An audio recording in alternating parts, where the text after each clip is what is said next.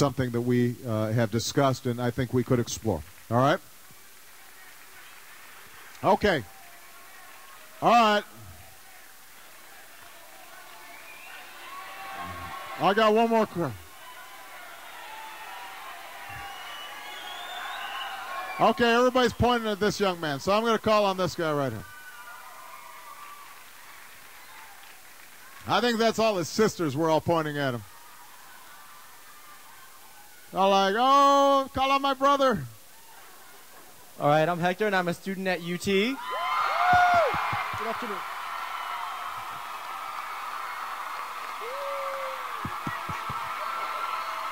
And my question is, last night you talked about repealing Don't Ask, Don't Tell. And my question is, what are you doing now to put in motion so that same-sex couples and homosexuals are treated as equal citizens of the United States, i.e. same-sex marriages and the 1,000-plus benefits that heterosexual couples enjoy after marriage? Well,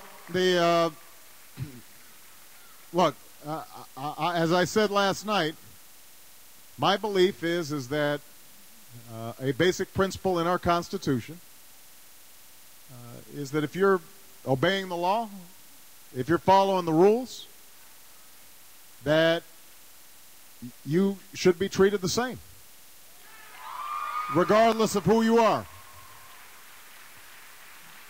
I think that a principle applies to gays and lesbian couples. So at the federal level, one of the things that we're trying to do is to make sure that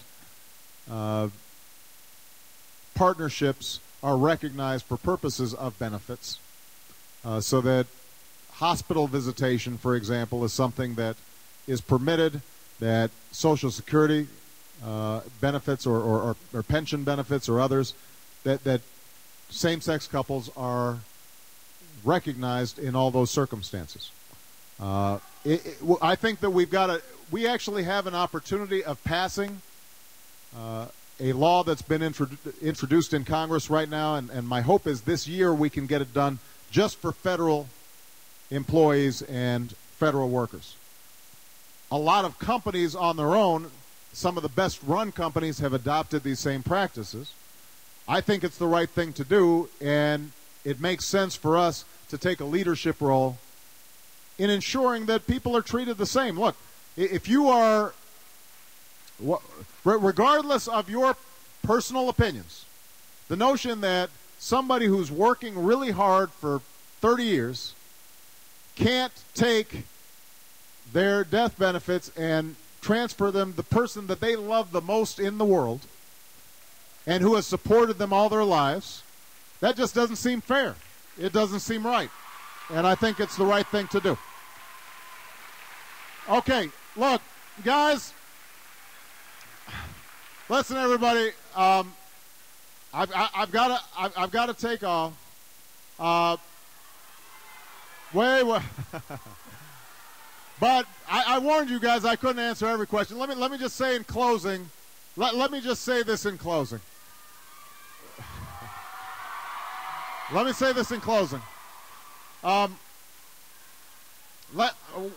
on a second. I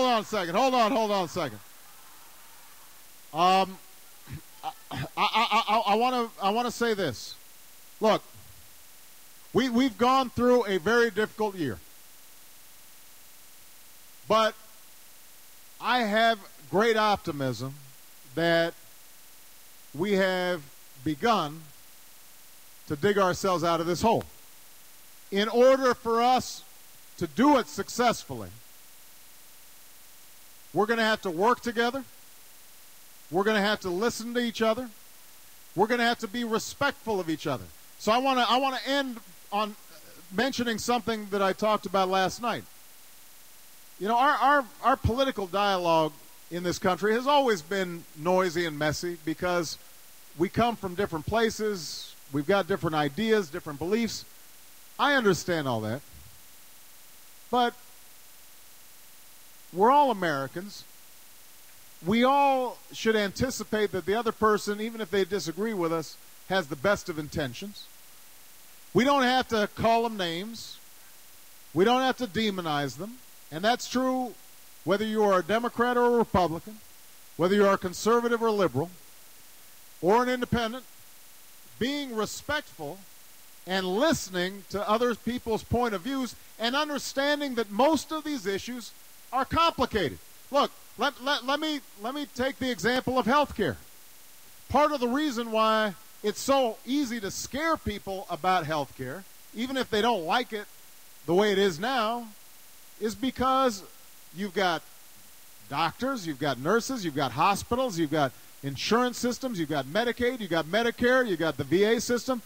All these systems constitute several $1 trillion, 1/6 of our economy.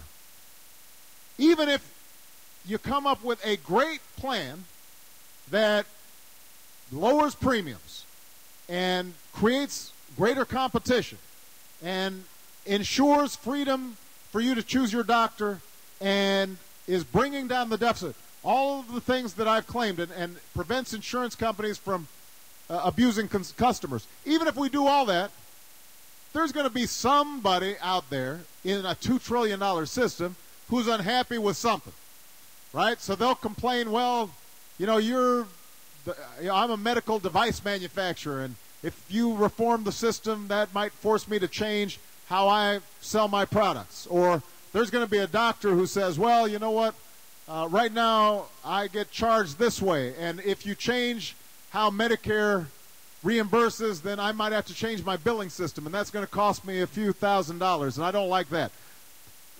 The reason I'm pointing this out is if we're going to do big things on energy or health care or infrastructure, then we're going to have some differences. We've got to work them through.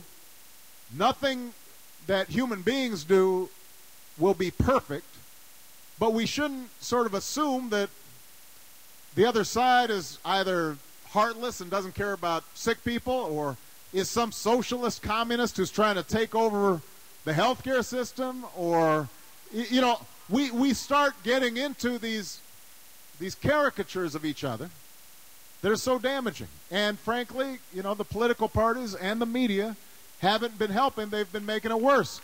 I want to dial some of that back.